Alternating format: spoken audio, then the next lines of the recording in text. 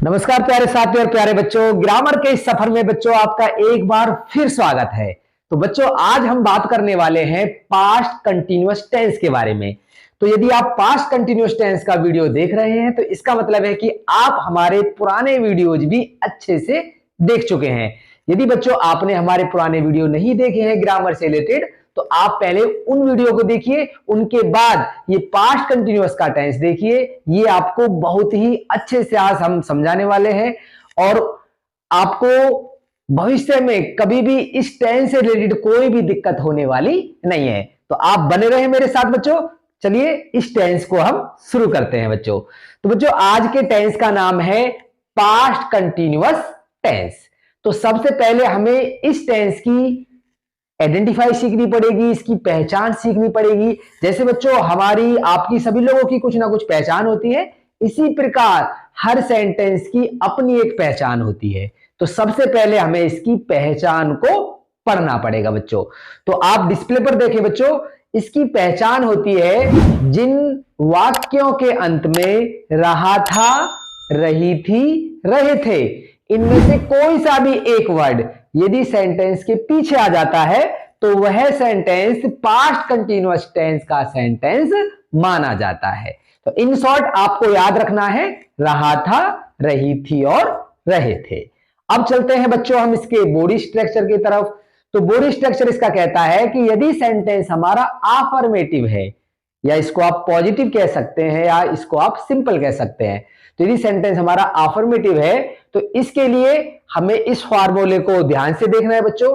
इसमें हमें सबसे पहले सब्जेक्ट लगाना होता है, इसके बाद हमें हेल्पिंग वर्ब को लगाना होता है जिसमें आप वाज या वर का प्रयोग करेंगे। तो वाज वर्ब में से आप एक ही चीज लगा सकते हैं बच्चों। ध्यान रखना है कि यदि सब्जेक्ट आपका सिंगुलर हो, सिंगुलर मतलब किसी का नाम हो, आपका ही हो, सी हो, और इसमें बच्चों आई को भी हम सिंगुलर की गिनती में गिनते हैं, या आई हो, तो सिंगुलर सब्जेक्ट के साथ हम वाज का प्रयोग करेंगे। यदि सब्जेक्ट हमारा प्लूरल है, बहुवचन है, तो हम ऐसे सब्जेक्टों के साथ वर का प्रयोग करते हैं।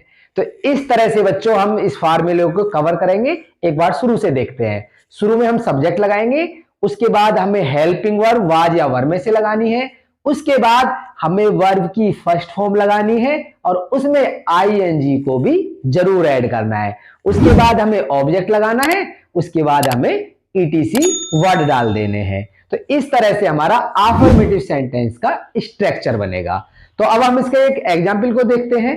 तो ये एग्जाम्पल हमारा लिखा हुआ है कि मोहन अपना काम कर रहा था। तो इसमें सब्जेक्ट हुआ मोहन, तो मोहन को हम मोहन लिखेंगे। तो मोहन हमारा सिंगुलर है तो हम हेल्पिंग वर्ब लगाएंगे इसमें वाज। तो हमने मोहन के साथ वाज लगा दिया। करने का है इसमें डूइंग, तो हम इसको डूइंग लगाएंगे। इसके बाद अपने की अंग्रेजी मोहन के साथ हिज लगेगी तो हिज वर्क। तो इस तरह से हमारा सेंटेंस रेडी होगा, Mohan was doing his work. अब दूसरा सेंटेंस देखिए बच्चों। दूसरा सेंटेंस है हमारा तुम अपना क्रिकेट मैच खेल रहे थे।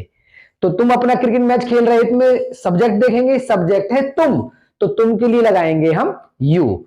तो यू हमारा प्लूरल है तो इसमें हम लगाएंगे वर। इसके बाद प्लेइंग, इसकी वर्ब है तो आईएनजी जोड़ेंगे, ये हो जाएगा प्लेइंग। प्लेइंग के बाद हो जाएगा योर क्रिकेट मैच। तो you were playing your cricket match. तो इस तरह से हमारा दूसरा वाक्य तैयार होगा। तो बच्चों अब हम इसका एक एग्जाम्पल और चेक करेंगे। जैसे मैं दूध पी रहा था, तो मैंने बताया था बच्चों मैं इसमें सिंगुलर होता है तो मैं के लिए लगाएंगे हम आई। तो ये सेंटेंस तैयार होगा, I was drinking the milk. तो इस तरह से बच्चों हमारा पास्ट कंटिन्यूअस का अफर्मेटिव सेंटेंस फिनिश होता है।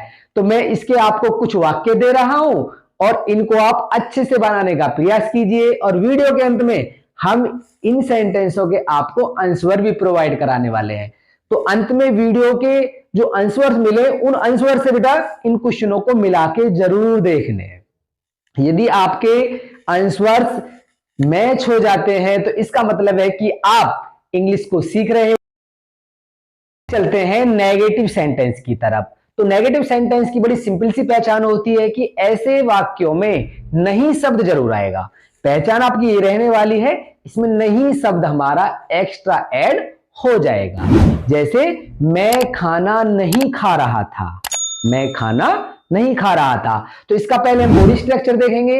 सबसे पहले हमें इसमें सब्जेक्ट लगाना है, उसके बाद वाज या वर लगाना है सब्जेक्ट के हिसाब से, इसके बाद हमें नॉट लगाना है नहीं के लिए, उसके बाद वर्ब की फर्स्ट फॉर्म में आईएनजी, ऑब्जेक्ट और ईटीसी।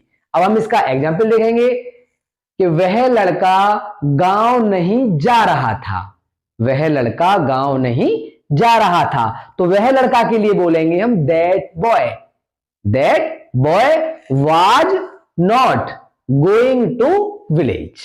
तो ये इस तरह से आपका नेगेटिव तैयार होगा। एक वाक्य और देखें बच्चों, हम अपना काम नहीं कर रहे थे, हम अपना काम नहीं कर रहे थे।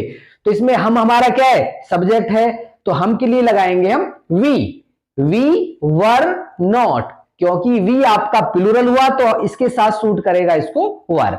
तो we were not doing our work. तो इस तरह से हमारा दूसरा वाक्य तैयार होगा। तो उम्मीद करता हूं बच्चों आपको नेगेटिव वाक्य भी अच्छे से समझ आ गए। हम शुरुआत करेंगे इंटरोगेटिव फर्स्ट वाक्यों की। तो इनकी पहचान होती है कि ऐसे वाक्य क्या शब्द से शुरू होते हैं। तो ध्यान रखें, वाक्य की शुरुआत में क्या शब्द अवश्य आएगा। तो इसी से आप आइडिया लगा लें कि यह सेंटेंस हमारा इंटरोगेटिव फर्स्ट हो चुका है, और वाक्य के अंत में आपको क्वेश्चन मार्क भी जरूर मिलने वाला है। तो बच्चों इसका स्ट्रक्चर चेक करेंगे हम। सबसे पहले हमें वॉज वर लगाना है, उसके बाद सब्जेक्ट लगाना है, उसके बाद नॉट लगाना है यदि वाक्य में हो, उसके बाद वर्ब की फर्स्ट फॉर्म प्लस आईएनजी, उसके बाद हमें ऑब्जेक्ट लगाना है, ईटीसी लगाना है, और अंत में क्वेश्चन मार्क जरूर लगाना है। तो अब हम इसके सेंटेंस देखेंगे। जैसे क्या तुम गाना गा रहे थे, क्या तुम गाना गा रहे थे। तो क्या की अंग्रेजी हम बच्चों लगाएंगे वर, क्योंकि तुम हमारा प्लूरल हुआ। तो were you singing a song, were you singing a song, और लास्ट में लगाएंगे क्वेश्चन मार्क। तो इस तरह से हम इंटरोगेटिव फर्स्ट को रेडी करेंगे। तो उम्मीद करता हूं बच्चों इंटरोगेटिव फर्स्ट भी आपको बहुत ही अच्छे से समझ आ गया। करेंगे इंट्रोगेटिव सेकंड वाक्य की। तो इंट्रोगेटिव सेकंड वाक्यों की पहचान होती है कि इस वाक्य के बीच में आपको एक क्वेश्चन वर्ड अवश्य आएगा, और सेंटेंस के अंत में क्वेश्चन मार्क भी आएगा। तो क्वेश्चन मार्क हमें बताता है कि ये वाक्य इंट्रोगेटिव है, और बीच में आया हुआ क्वेश्चन वर्ड बताता है कि ये इंट्रोगेटिव सेकंड है। तो इसको हम बनाएंगे कैसे बच्चों। यदि आपने इंट्रोगेटिव फर्स्ट को सीख लिया है तो उसमें और इसमें बहुत ही माइनर सा फर्क है कि वो इंट्रोगेटिव फर्स्ट के जैसे ही बनेगा ये भी, बस इसमें क्वेश्चन वर्ड जो होगा बीच में उसकी इंग्लिश आपको वाक्य की शुरुआत में लगा देनी है।